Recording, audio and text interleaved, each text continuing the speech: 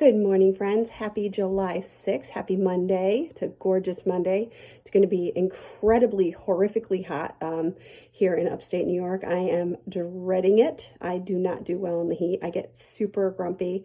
My husband would say grumpy-er, but I just don't do well in the heat. So I'm kind of dreading it, but thank God we have one room that has air conditioning. So I'm going to hunker down and read books in this little cold room, which I'm actually kind of looking forward to, not going to lie.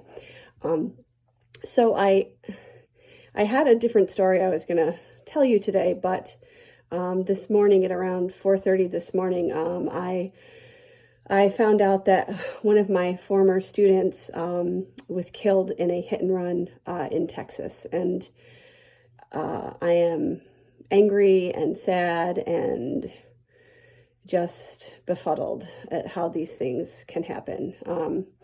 And it's the second student I've lost this year, actually. And they couldn't have been more different, these children. And I feel completely honored that I was able to share a year of their life with them, because they're pretty amazing. And one, I just don't really have words for what I'm feeling. One of my little friends died from leukemia this year. And he was this very gentle, quiet soul. He was just the sweetest kid. And every time I picture him exactly how he was in second grade. And he would sort of stand sideways a lot. He was very shy in his own way, and he was very quiet and very sweet. And I actually like had to make sure that my school computer was all backed up. And I did that, and then I ended up stumbling on a bunch of photos of him with this other little boy in my class, and it was like the most amazing gift. And I was able to send those to his mom and sister, who I also had a sister as a student. And it was just such a lovely thing to see him again when he was healthy and happy. And it's terrifically, horribly sad that we lost him. And then my student that I found out about today, just a horrible loss. And what made him so powerful in my memory is that he was in the first class I ever taught. The first class I ever taught was at St. Mary's in Waterloo. I was very blessed to get a job there, and it was such a crazy way I got my job. Actually, I was out drinking in a bar really late at night on like a Thursday or something. I don't know. I was young. I was fun. Back then I was fun. And I met this girl, and she was super awesome. And I had just graduated from Nazareth with my master's degree. And I was saying how I was going to try to get a job. And she said, "Well, what do you do?" And I said, "Well, I'm a teacher." And she said, "Oh my God, my aunt is a principal. Like, I'll get you an interview. I think she's hiring right now."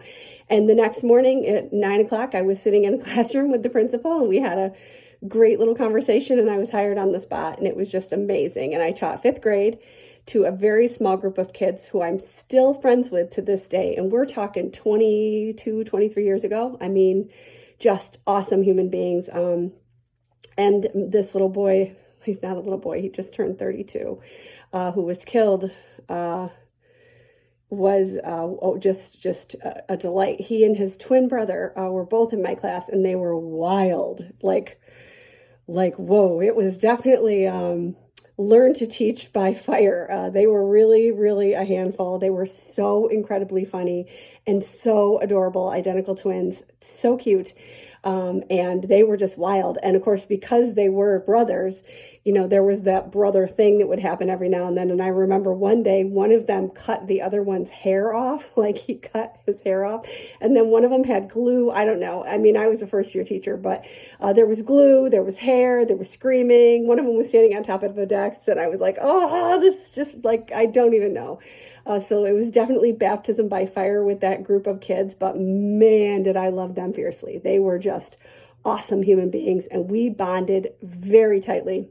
And now I see them, and they're buying their first houses, and they've got their own children, and one of them has children at my school, and it just is so amazing to have been able to watch them grow up. But I am pretty incredibly sad that this boy's life was cut short, and I sincerely hope and pray that they catch whoever did this, because his mother is completely devastated, and my heart is just breaking for her. And you never quite get over your first class. That's the class that you learn how to be a teacher with that class, and they know it, and they help you if you're lucky. Mine helped me, and they were terrors. They had apparently the teachers that had this particular group going up through St. Mary's, almost everyone who had taught that class had quit.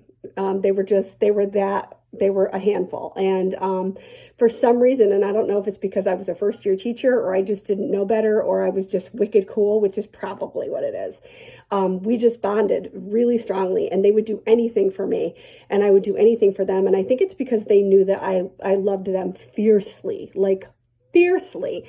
And they would definitely push buttons, and they were awesome. But so I'm just feeling a little sad today. I'm going to spend some time praying and meditating today because my heart is just a little broken. So, sorry. So I hope you have a wonderful Monday and send out some good energy to the universe so that this poor kid, that his mom and his family find some closure, because I can't even imagine. So sorry for the downer of a message. But it's what I'm feeling today. I really can't talk about anything else because there's nothing else really on my mind. But sending lots of love out into the world today, love and light, and have a great Monday, friends.